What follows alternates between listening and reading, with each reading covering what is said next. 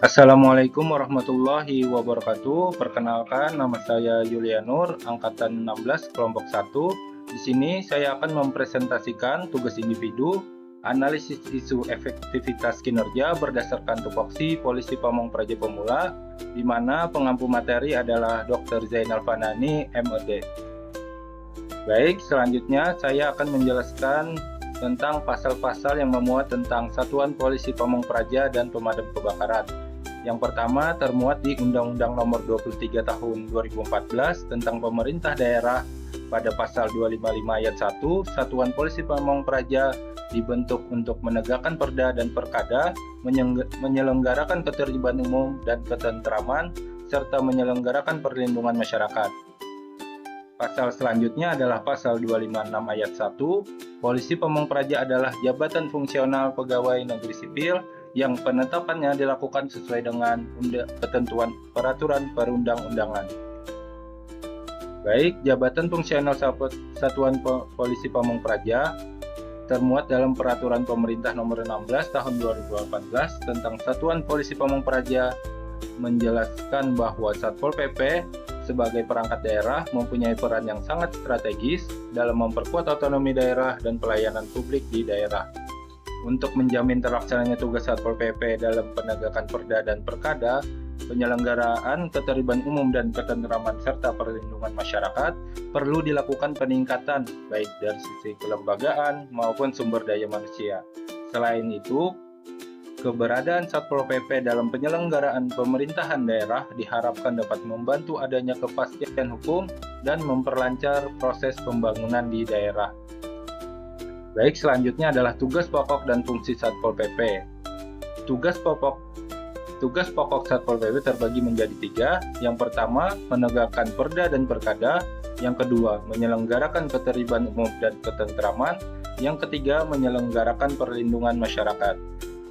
Lanjut, fungsi Satpol PP ada 5. Yang pertama adalah penyusunan program penegakan perda dan perkada, penyelenggaraan ketertiban umum dan ketentraman serta penyelenggaraan perlindungan masyarakat. Yang kedua, pelaksanaan kebijakan penegakan perda dan perkada, penyelenggaraan ketertiban umum dan ketentraman masyarakat serta penyelenggaraan perlindungan masyarakat. Yang ketiga, pelaksanaan koordinasi penegakan perda dan perkada, penyelenggaraan ketertiban umum dan ketentraman, serta penyelenggaraan perlindungan masyarakat dengan instansi terkait. 4. Pengawasan terhadap masyarakat, aparatur, atau badan hukum atas pelaksanaan perda dan perkada. Yang kelima, pelaksanaan fungsi lain berdasarkan tugas yang diberikan oleh kepala daerah sesuai dengan ketentuan peraturan perundang-undangan. Selanjutnya, mengenai tugas yang diberikan adalah mengidentifikasi 5 isu berdasarkan tupoksi. Yang pertama adalah belum optimalnya pendataan terkait sarana dan prasarana Satpol PP. Yang kedua, belum maksimalnya fungsi pengaduan masyarakat terkait Trans-Tibung. Yang ketiga, rendahnya efektivitas sosialisasi perda kepada masyarakat. Yang keempat, belum optimalnya melakukan pembinaan dan penyuluhan. 5. Kurangnya optimalnya pengawalan kepala daerah. Selanjutnya, setelah saya mendapatkan 5 isu, saya melakukan penganalisaan isu menggunakan metode APKL, di mana setelah analisa menggunakan metode APKL tersebut, saya memperoleh satu isu utama, yaitu belum optimalnya pendataan terkait sarana dan prasarana Satpol PP. Setelah saya mendapatkan satu isu utama, saya kembali melakukan penganalisaan menggunakan diagram pohon masalah. Di sini bisa kita lihat isu utamanya adalah belum optimalnya pendataan sarana dan prasarana Satpol PP yang disebabkan oleh 4 masalah. Yang pertama, dari kurangnya pelatihan SDM di bidang inventarisasi dan manajemen aset. Yang kedua, dari Mecin, belum ada sistem aplikasi atau database digital yang digunakan untuk pendataan Sarpras. Yang ketiga, ada metode, yaitu pendataan masih manual sehingga rawan terjadi kelalaian atau kehilangan data. Yang keempat, ada material, arsip data dan dokumen pendukung tidak terdokumentasi dengan rapi sehingga sulit ditelusuri kembali, di mana keempat masalah ini dapat mengakibatkan menghambat kelancaran tugas Satpol PP, serta menurunkan kualitas pelayanan dan responsivitas Satpol PP terhadap masyarakat. Selanjutnya, di sini saya membuatkan alternatif pemecahan masalah dengan diagram pohon sasaran.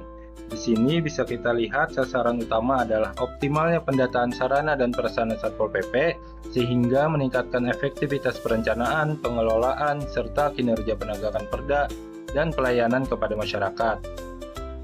Dengan solusi yang pertama, kita bisa lihat dari melaksanakan pelatihan teknis bagi pegawai Satpol PP terkait manajemen aset dan penggunaan aplikasi pendataan.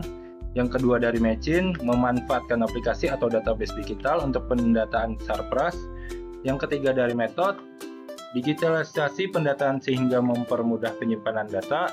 Yang keempat dari material, yaitu menyusun arsip, dokumen, inventaris secara rapi baik dalam bentuk fisik maupun digital. Yang mana diharapkan dari 4 metode ini adalah dapat melancarkan tugas Satpol PP serta meningkatkan kualitas pelayanan dan responsivitas Satpol PP terhadap masyarakat.